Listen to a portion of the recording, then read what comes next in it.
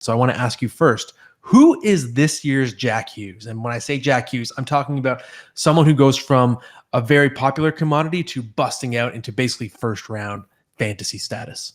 Well, I originally gave you a name and I've changed it, and I'm going to go with Elias Pettersson out of Vancouver. I think this is someone where, at least in my pool, he did not go that early. I think people looked at the team he was playing on and didn't have high hopes for them. And he'd never broken past the 68 point barrier. He'd come close, like he had 66, 66, and 68. This year, he could hit 100, and I think that's given everything that's gone on with this team, that's impressive. And we did see that with JT Miller last year, which is why he was added to can't cut lists and why he's kind of hurt my fantasy team in the points this year. But I just Vancouver is eventually going to start turning this thing around, and Pedersen is just kind of starting to hit his stride. He missed some time with injuries and everything, and now this year he's been good. He's been healthy. He's playing the best hockey of his career. So I'd say this is the time to really start looking into him and saying, yeah, Elias Pettersson's one of the better players in the NHL right now. Yeah, I think you're bang on, and he's actually a big reason why I'm still alive. He's been my main superstar this year, carrying my.